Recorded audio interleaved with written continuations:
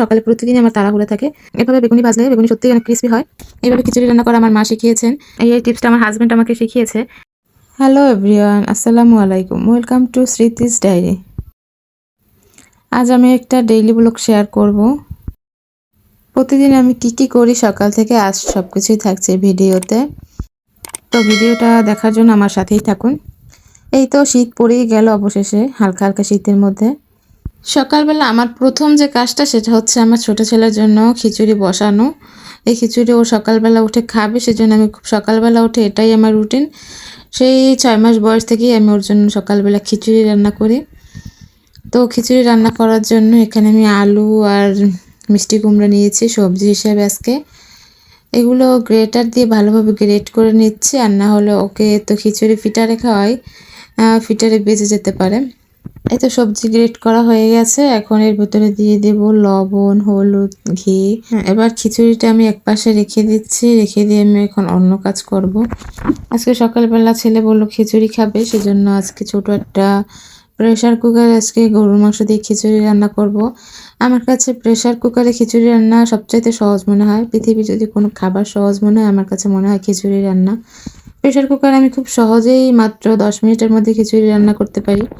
এইভাবে খিচুড়ি রান্না করা আমার মা শিখিয়েছেন। আমার মায়ের হাতের খিচুড়ি রান্না সত্যিই অনেক মজা হয়।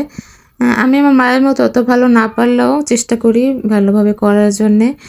এবং আমার কাছে সকালবেলা খিচুড়ি রান্না সহজ মনে হয় এই জন্য যে 10 মিনিটের মধ্যে হয়ে যায়। সকালবেলা রুটি বানাতে অনেক ঝামেলা পোহাতে হয়, সেজন্য আমি প্রায় দিনই শর্টকাটে খিচুড়ি রান্না করি প্রেশার কুকারে। এখন আমি এই সবগুলো মশলা দিয়ে ভালোভাবে মাংস দিয়ে আলু দিয়ে একসাথে কষিয়ে নেব 10 মিনিটের জন্য। এদিকে মাংস কষানো হতে থাক, ততক্ষণে আমি একটু চুলার চা বসিয়ে দিয়েছি। খাবো বলে বাচ্চারা দুজনে ঘুমাচ্ছে, তো ভাবলাম এইভাবে একটু চা খাই আর একটু আর এক চুলায় মাংস বসিয়ে দিচ্ছি। মাংস কষানো হয়ে গেলে এখানে আমি ধুয়ে রাখা আলু, চাল, ডাল, মুগ ডাল, মসুর ডাল সব কিছু একসাথে দিয়ে দিচ্ছি। সব কিছু একসাথে দিয়ে আমি এখানে হালকা গরম পানি ব্যবহার করব এই খিচুড়িটা রান্না করার জন্যে। এবার প্রেশার কুকারের ঢাকনা দিয়ে আমি সিটি দিয়ে দেবো 2টা। আমার চার্জার প্রেশার কুকারের সিটি বুঝে দিতে হবে। এখানে আমি প্রেশার কুকারের সিটি দিয়ে ওদিকে আমার চা হয়ে গেছে। তো বাচ্চার খিচুড়ি রেডি করে রেখেছিলাম, সেটা দিয়ে দিলাম আর আমি চাটা ছেঁকে নিচ্ছি। একটু চা খাই, যেহেতু বাচ্চারা দুজনেই ঘুমাচ্ছে। এই যে চা খেয়ে আমার আজকের দিনটা শুরু করলাম। সকালে প্রতিদিনই আমার তাড়াহুড়া থাকে, কারণ সকালে বাচ্চার স্কুল থাকে, ছোট বাচ্চাটা ঘুম থেকে ওঠে, সেজন্য আমি সকালবেলা খুবই ব্যস্ত থাকি। এই যে আমার খিচুড়ি রান্না হয়ে গেছে, তা আপনাদের একটু দেখাই আজকে আমার খিচুড়িটা সত্যি কেমন হয়েছে।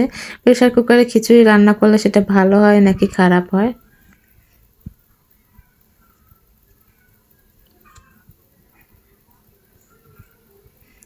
এই যে দেখুন আমার খিচুড়ি একেবারে ঝরঝরা হয়েছে, আর খেতে তো সত্যিই অনেক সুস্বাদু। এই যে খাওয়া শেষে বড় ছেলেকে স্কুলের জন্য বিদায় দিয়ে দিলাম। এরপরে তো আর কি, ছোট ছেলেকে খাওয়া দাওয়া শেষ করে আমি এবার দুপুরে রান্নায় চলে গেলাম। সে সময় ভিডিওর ক্লিপগুলো নেওয়া হয়নি। এখন দুপুরের জন্য রান্না করব মুরগির মাংস। মুরগির মাংস রান্নার জন্য আমি আজকে কষানো মুরগির মাংস রান্না করব, সেজন্য আজকে সব মশলা একসাথে দিয়ে দিচ্ছি। পেঁয়াজ বাটা, রসুন বাটা, আদা বাটা, হলুদ, মরিচ সব কিছু একসাথে দিয়ে এই মাংসটা আমি ভুনা করি। আমার বড় ছেলে মাংসটা খেতে খুবই পছন্দ করে। সচরাচর আমি বাসায় ফার্মের মুরগি রান্না করি না, কারণ আমি খেতে পারি না সেজন্য। কিন্তু আমার ছেলে পছন্দ করে বিধায় মাঝে মাঝে এইভাবে রান্না করে দিই। এইভাবে রান্না করলে খুবই মজা হয় খেতে, আর ছেলে খায়, সেজন্য আজকে আমি এইভাবে একটু রান্না করে নিচ্ছি মাংস। এই যে ভালোভাবে মশলা কষানো হয়ে গেলে এর ভেতরে দিয়ে দেব মুরগির মাংস, আলু একসাথে সব কিছু দিয়ে এটাকে আমি 15 মিনিটের মতো কষাবো, পানি যতক্ষণ পর্যন্ত শুকিয়ে না আসে। এদিকে আমি রান্না করছি একদিকে, অন্যদিকে আমি একটু মোছামুছির কাজও করছি, কারণ সবাই আমার ভিডিও দেখে হয়তোবা, কিন্তু আমার হাজব্যান্ড দেখে আমার বাসা পরিষ্কার আছে কিনা, আমার রান্নাঘর পরিষ্কার আছে কিনা। সে আবার একটু পরিষ্কার পরিচ্ছন্নতা বেশি পছন্দ করে, সেজন্য আমার সবসময় পরিষ্কার পরিচ্ছন্ন রাখতে হয় সব কিছু। পরিষ্কার করতে করতে এদিকে আমার মাংস কষানো হয়ে গেছে। দেখুন মাংসে কোনো পানি নেই, একেবারে তেল উপরে ভেসে উঠেছে। এই পর্যায়ে আমি এখানে পানি অ্যাড করে দেব। অল্প পানি দিয়ে ঢাকনা দিয়ে এটাকে ঢেকে আমি 20 মিনিটের মতো রান্না করব। আমি কাঁচামরিচ দিতে ভুলে গিয়েছিলাম, সেজন্য এখন কয়েকটা কাঁচামরিচ কেটে দিয়ে দিচ্ছে। 20 মিনিট পর আমার মাংস রান্না হয়ে গেছে। এবার আমি মাংসের মধ্যে দিয়ে দেব আরও কিছুটা জিরা দিয়ে আমি নেড়ে চেড়ে তারপরে মাংসটা নামিয়ে নেব। মাংস রান্না হয়ে গেলে আমি আবার চুলায় বসিয়ে দিলাম ভাত। আজকে আমি আপনাদেরকে সহজ উপায়ে ভাতের মার গালানোর একটা টিপস শেয়ার করি। এই টিপসটা আমার হাজব্যান্ড আমাকে শিখিয়েছে, কীভাবে খুব সহজে ভাতের মার গালানো যায়। তো এরকম হাঁড়িগুলোতে ভাতের মার গালানো খুবই কষ্টকর, কিন্তু যাদের বাসায় 1-2 জন মানুষ থাকে তারা ভাতের মার গালানোর জন্য খুবই ঝামেলায় পড়ে যায়। তো এই যে আমি এভাবে 2টা ক্লিপ দিয়ে, পেপার ক্লিপ দিয়ে জাস্ট বসিয়ে দিলাম, ভাত রান্না হয়ে গেছে খুব সহজেই। মানে এতে কোনো ভয়ই নেই, কোনো রিস্ক থাকে না। এই জিনিসটা আমার খুবই ভালো লেগেছে। আমার হাজব্যান্ডের মাথায় সবসময় ইউনিক আইডিয়া থাকে। এই যে আমার রান্না শেষ। ফুলকপি, চিংড়ি মাছ, আলু দিয়ে আর মুরগির মাংস আলু দিয়ে রান্না করেছি। খেতে সত্যিই অনেক মজা হয়েছিল।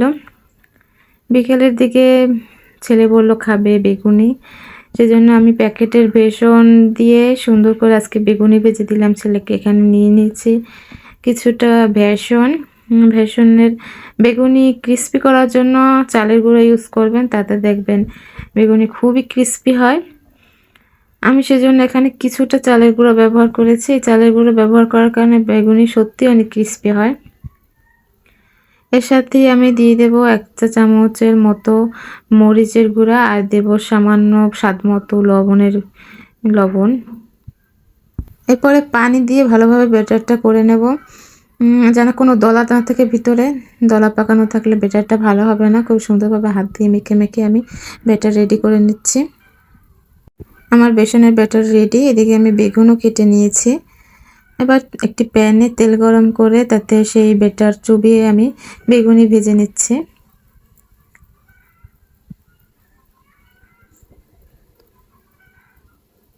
যে আমি প্রত্যেকটা বেগুনি দেওয়ার সাথে সাথে বেগুনিগুলো খুব সুন্দরভাবে ফুলে যাবে।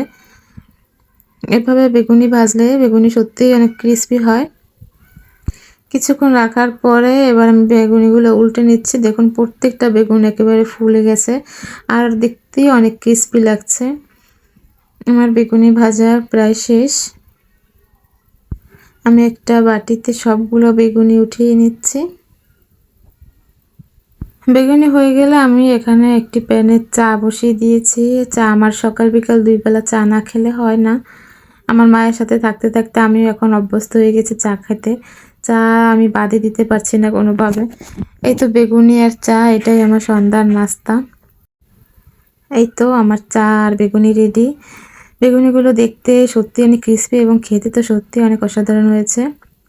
খেতে সবার থেকে বিদায় নিচ্ছি। সবাই ভালো থাকবেন, সুস্থ থাকবেন এবং আমার ভিডিওটি ভালো লাগলে অবশ্যই আমার ভিডিওতে লাইক, কমেন্ট এবং শেয়ার করে এবং আমার চ্যানেলটি সাবস্ক্রাইব করে আমার পাশেই থাকবেন। ধন্যবাদ।